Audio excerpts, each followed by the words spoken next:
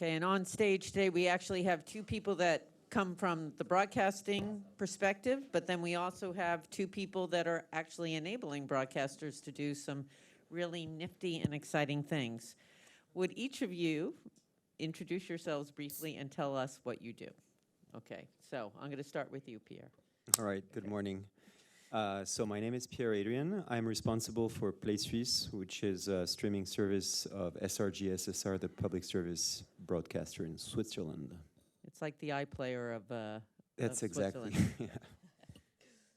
I am head of vote for branded services market at BBC, which means I have the editorial responsibility for BBC on-demand content in the EMEA region, and that includes fast channel, affiliate, B2B2C players, which are the players which live within the set-top boxes and are available only through the with a combination with the linear channels.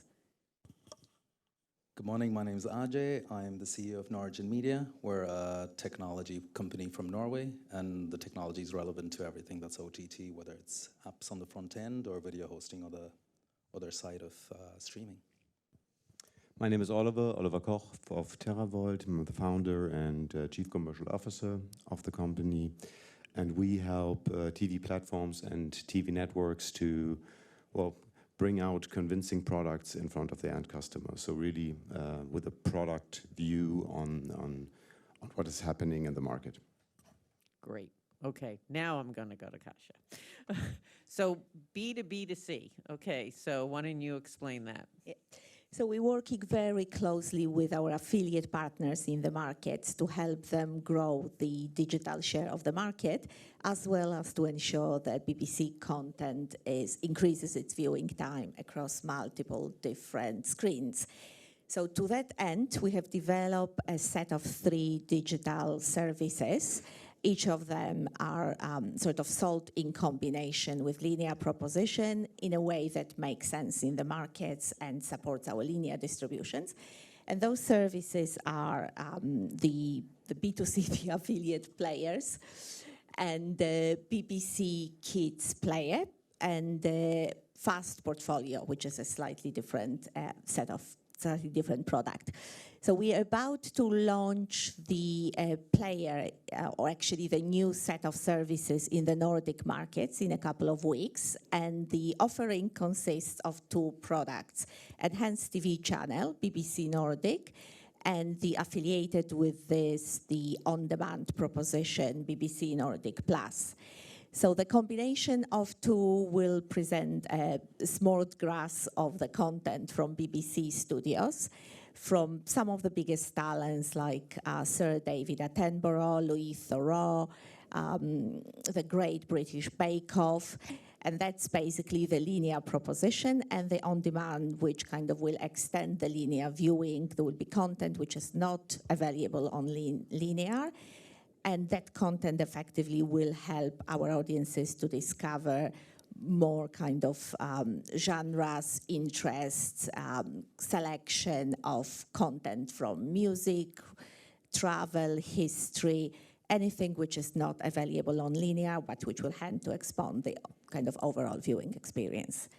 And the proposition, as I've mentioned, is launching in a couple of weeks and is already met with a widespread interest in the market. That's great. And what are you doing to promote this happening in the market? There will be a major marketing promotion in the markets. Basically, it will be above the line, but also in associations with the affiliate partners. Okay, terrific.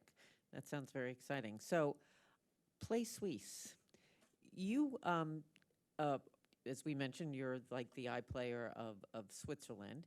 But there's something very unique about your country and what you're doing, leveraging various languages. So can you talk a little bit about that? Sure. So yeah, we have 4 national languages. And one of the initial goals of Play Suisse was to create cohesion. So it was really to have this one product that sits over our legacy catch-up players in the regions, and that could pull the best of each region and serve an audience with a national catalog.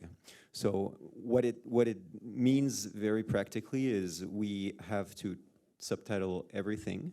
So everything is available in 3 languages at least, because the 4th language is a dialect, so we don't really translate everything in Romanche, but everything is available in French, German, and Italian, which is, I would say, and it makes us a little bit like a mini Netflix, in a way that our goal is really to make our content from one region shine in other regions as well. And we've seen, very interestingly, that since Play Suisse exists, our shows are traveling much more in all of Switzerland, and are seen, some of our shows from one linguistic regions are seen in majority by people from another language, which is fantastic to see. Wow, that's very interesting. And what do you attribute that to? It's just because you're making it much more discoverable? Because a lot of these shows were originating within the particular regions of the country. So if I lived in Geneva, I may have not been seeing what would be in the Italian part of Switzerland, correct?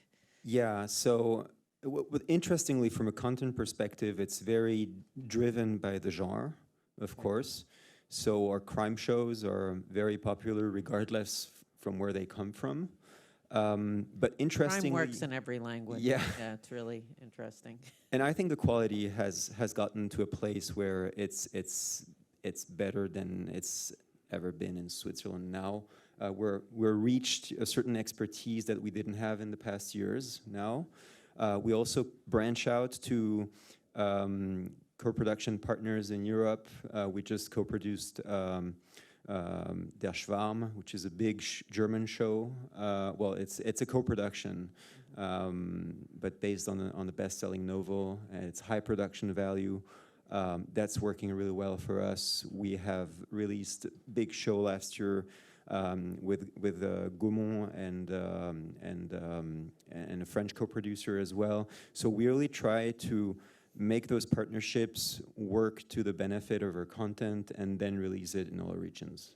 That's great. And are those shows both on linear and on the service? They're both on streaming and linear, correct? Okay. So, Ajey, you have done a lot for broadcasters in Norway in terms of helping them launch streaming services for TV2, TV4. Can you talk a little bit about how you enable these broadcasters to actually extend their audiences through your technology? In Norway, we do 2 things. We host the video content. We have a satellite downlinking facility, so we know a lot of how to manage video behind the scenes, but we also do a lot of front-end creation, which is design, development, and the quality assurance of which. We work a lot with connected TVs and smart TVs, considering that's the topic of the day, alongside FAST and all of the other buzzwords that I'm hearing tonight. But I think that the idea of what we do is we make the vision of our broadcaster customers become simpler technologically. So when we think of the technology that they need to use and how they need to reach their audiences, we try to simplify it. It's not rocket science, but it's our expertise. We work with the device manufacturers. They're a dime a dozen. Every time that you think that Samsung has a Tizen, they're thinking of taking Tizen beyond Samsung. So somebody needs to follow this a bit better. Somebody needs to liaise with the device manufacturers a bit more than the broadcasters would want to. And from the technology side of things, it's about cost at the end of the day. If I put a price to the technology that the broadcasters want, they're not going to buy it. So that we try to figure out what's the most quick, simple, and efficient way to make sure that the consumer gets a good experience at the right cost that the broadcasters are willing to experience. And then how important is the user interface in terms of what you put together for your clients? There's a cancel culture, right? So if you make a mistake, you get the app deleted. I think it's extremely important, but people are very greedy as well. The connected TVs and smart TVs aren't very smart because the remote controls are being clunky and difficult to navigate. But it's our responsibility. It's 2023, we're going to the moon. So I think it's important for us to make sure that every click makes you not just buy and watch the content, but do a lot more. So it's extremely important that we also consider that the consumer has that one click to make sure that you view content, that you participate in the content, and you come back. And that's not going to be a good experience, and you're not going to come back. So that's not just our responsibility. We work with the broadcasters a lot. Their product and design teams have a lot of their own responsibilities, but we just need to make sure that certain things are reused, certain things are developed quickly enough. So we need to work with a ton of broadcasters. You mentioned TV2 and TV4. These are companies are the biggest commercial broadcasters and the most creative ones in Norway and Sweden.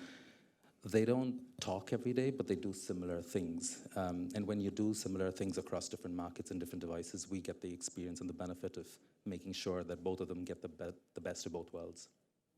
That's great. Now, Oliver, you're doing different things with your company in Germany, and you actually have been very heavily involved with helping develop HBB TV applications that go along with the broadcasters. Well, it's akin to streaming because it has internet-like capabilities. Can you talk a little bit about that? Yeah, so we deal with a couple of issues you do in your countries as well. But what strives us currently is rather like what's the next steps, because we see as like Lottie showed of Ampere, like we have everywhere we have the same, right? The TV networks are losing time, especially in younger generations. And the same applies to the TV platforms. So we always try to come up with ideas, product ideas and products really. And one I can tell you about a little bit more, which we are marketing currently. We call that TV Mobile First. And as an industry, we feel we haven't learned enough of big tech. So everybody of ours uses his mobile phone over the day, catches up via YouTube, TikTok, and whatsoever. And as an industry, like as TV network or as a TV platform, we started to distribute via like our channel management bits and pieces in order to get like the reach out of the social media. Or we can reverse that, and we shall. And that's the idea behind that. So we're using social media, we love it, and it has its strengths. And like with the product concept of TV Mobile First, we try to include all of that in an overlay of a player, and bringing that to the market, and that in an idea, in a nutshell, that means you as TV broadcaster, you can insert like all the bits and pieces in your direct stream, in your PlaySwiss or in the iPlayer, and do that directly and not via YouTube or via TikTok. So you're using your way to go to your customer, to your end customer, and get the information out of social media, but you will do it both ways. You will still like do like channel management and use TikTok and so ever. But we try to really make sure that our customers get the most out of their direct way to the end customer. So that is like something which really striving us and which we try to push into the market currently. And there are two other things when you ask me what are like our ideas to help our clients. Another idea, like really brief, is what we call the audience manager. That's a system where you can apply call to actions via broadcast and bring your customer directly to your BVOD, SVOD service. HBB TV is a great technology for that. We're using different ones as well. And another focus topic of ours is a sports OTT suite. It's called TV X-Ray, which we have rolled out in diverse countries now. And that helps to get more out of your sports rights, really, because you can show highlights, bring people up to speed, get like all the information, which like the typical Gen Z or even, well, Gen X, whatever, is using their smartphone to get like the live table. We have that all in the main platform. That can be a set-top box, that can be iOS, whatever. So we bring that all into one product, and that's been marketed by us as well. So we try to really make more out of the rights our customers really spend a lot of money on. And is that helping you get what Lottie was talking about earlier, that younger, more elusive audience? Is it having results there? I can talk a little bit about what we are experiencing for Red Bull, for example. We do what we call engagement sidebars, and that's being used by 70% of the people who are watching Red Bull TV. And we have seen a lot of take up when we see like the TV X-ray solutions in Malaysia, for example, at Astro. It's really heavily used by the end customer. I cannot split that on like the generations really, because we don't have the correct numbers on that. But it's really a high engagement of all of the customers really. Well, talking about getting to know your customers, through your services, are you gaining a lot more information right now about what people like and what they don't like?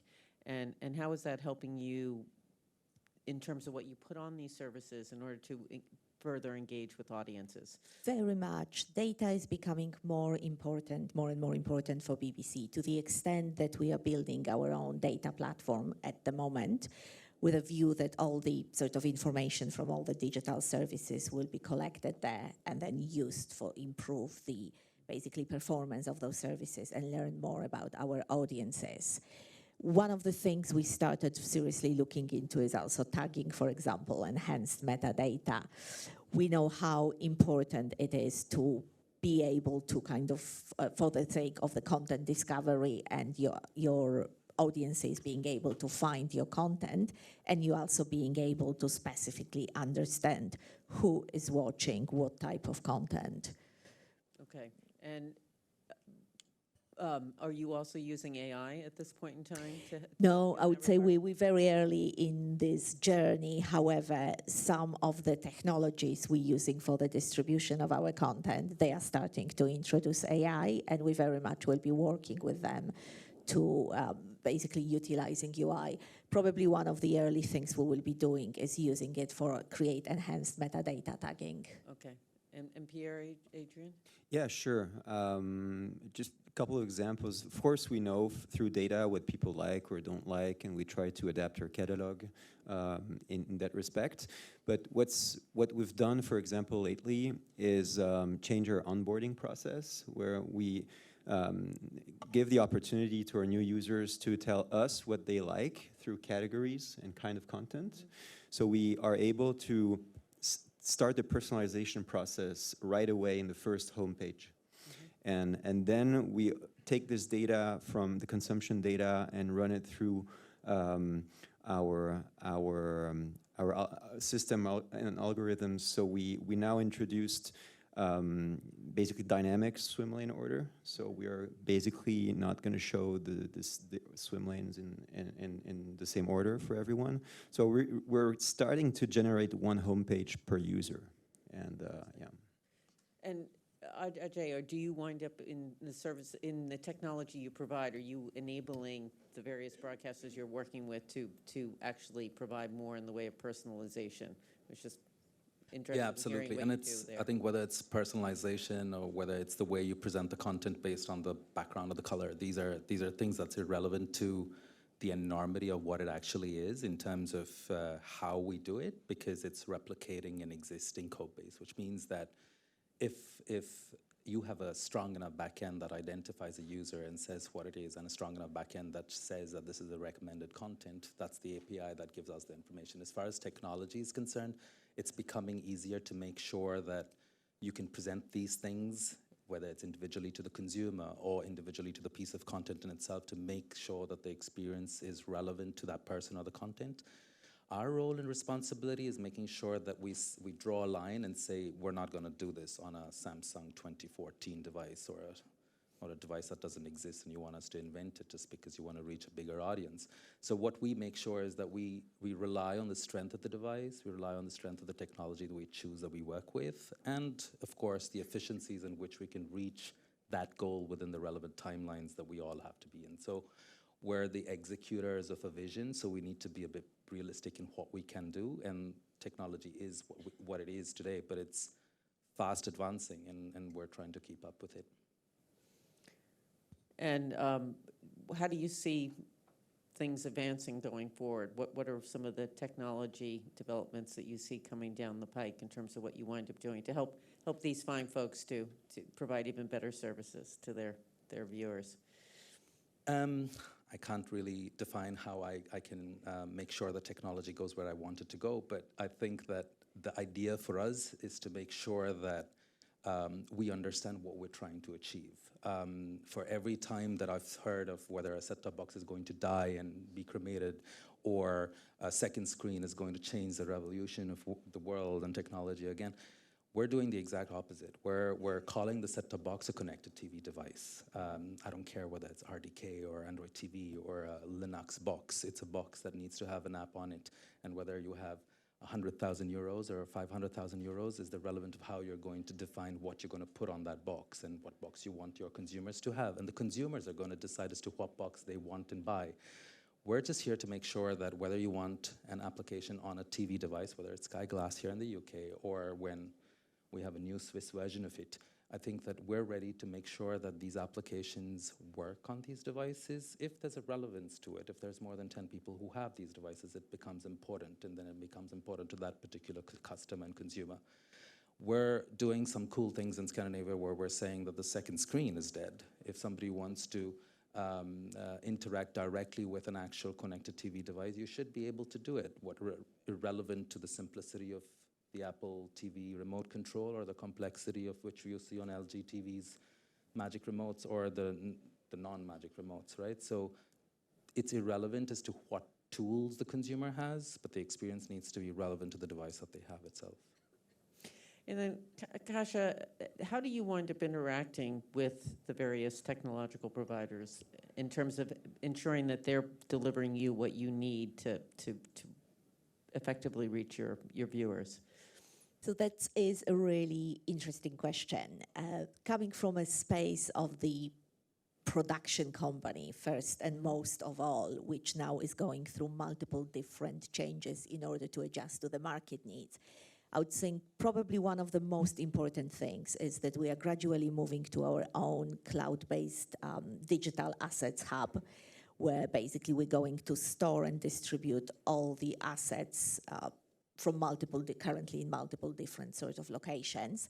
This is helping us then to basically be flexible in terms where we deliver that content, how we deliver it, also how we combine the assets. So it's no more, basic video and basic artwork. It's now looking at the high-res artwork to make sure the artwork quality and is good enough to attract content discovery, attract the audiences.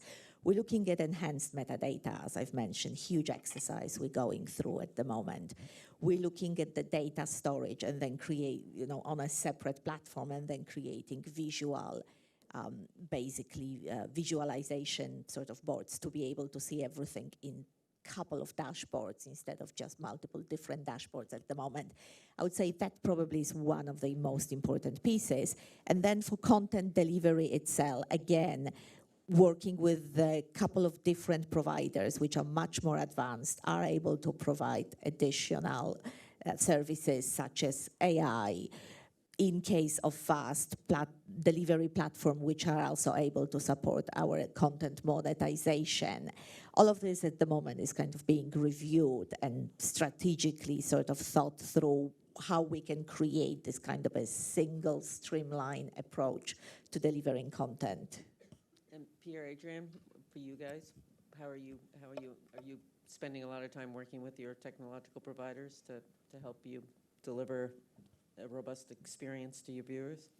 Yeah, we do, but I think we do a lot in-house as well, because there are certain aspects of our platform that are areas where we want to be learning how to do things, especially in the field of data. So we want to own our data, we want to manage our data, we want to create our own algorithms. We want to, in a very public service way, we are also a very specific market due to the languages, the cultures, the need for cohesion. So in that respect, we do a lot in-house, and we work with our partners to improve the experience, of course. And one example is a partnership we are having with Swisscom, our telco incumbent in Switzerland. Last year, we launched what we call the seamless login on TV.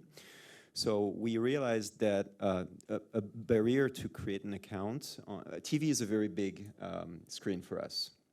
And of course, creating an account on a TV set with a remote control is a nightmare. So we worked together with Swisscom to make it happen in a few clicks. You literally can create an account in a few clicks. It pulls the email, you launch the app, pulls the email from their database. You just consent, creates a temporary password automatically, sends you an email to finish the process later on. But basically in 3 clicks, you create an account. And this is the kind of area where we work actively with our partners, to improve the experience. And to make it easy and accessible to Exactly. all viewers. So one question, we're getting near the end here, but I'd like to talk about what you're all seeing in terms of whether or not you're a technology provider or if you're a viewer. Is providing streaming services actually increasing your overall viewership, or is it cannibalizing it? I would say definitely increasing our viewership. We treat our streaming services as incremental and complementary to the existing services in our portfolio. And for us, it's about increasing that viewing share across multiple different screens and serving BBC content to the audiences in the way they want to see it, and helping them kind of deepen the experience and discover content they haven't seen before. Okay, and are you also using certain things within your application to recommend people to go look at other content? So if they've watched, let's say, the British Bake Off. Yeah, we definitely see that the content the viewers watch on on-demand basis serve to basically kind of encourage them to go and look for more content. So our kind of linear to player strategy is very much cross promotion, so people can discover content on linear, move to on demand, on the other way around. And in that way, as I said, the content is very much complementary to each other, not to cannibalize each other. And Pierre-Adrian? Yeah, sure. I mean, for us, I was looking at the title, Boosting Broadcaster Share of Time in Streaming, and for us, a lot of it has to do not only with the content, because we have a limited impact on the content that we produce as a group in PlaySuisse, I mean, but we have a lot of capacity to develop the user experience, and also the cornerstone of our strategy has been to increase the share of viewership on TV, on the big screen, because we know that a TV user will spend more time using PlaySuisse. So for us, the kind of partnership I mentioned with Swisscom, or having a proper technical reach, having a great experience on TV, making things work on that screen is absolutely key. Yeah. And how are you finding your clients? Are they experiencing more engagement with their services by having the streaming there? Absolutely. I think the broadcasters are doing so much more to keep their consumers on their app and giving them exactly what they want, so the time's increasing. We work with Vivo in America, who have a CTV strategy around the world. They've actually put a lot of live content on the homepage rather than VOD, which is the opposite of a lot of predictions from 5-10 years ago. And they've seen a lot of people remaining on the content itself to watch more content. The duration of watching a stream has exponentially increased in the last 2 years. they don't blame it on COVID. They think it's actually that live works for music. And there's a time and a place for the relevance of the content, and this is why I guess people are talking about fast channels rather than AVOD content, which essentially is the same thing packaged in a different way for addressing a different set of audiences. So if you do things to address every niche of audiences, you're going to increase the time, and that's what we're seeing. And we just have a few seconds, so go ahead. Well, okay, so I close with a warning here because, well, we see that the time consumed in TV is still really high. Like we're looking at like 5 hours, but that like the total consumption like on TV platforms in special ages, like in the older ages, is still like continuously high. The younger generations, they don't look on to big screen and your platforms anymore. So sorry for that. So if I close, but it's a pity, but it's difficult, and we need to really do something about that. So I wouldn't say that it's still increasing. We all, like as an industry, losing customers to other platforms. And ergo, your development of a mobile application, correct? Good thing you point that out. Thanks. Okay, well, it is time for the break. Thank you all. We ran out of time for questions. Hope you enjoyed this session, and see you out there. Thank you.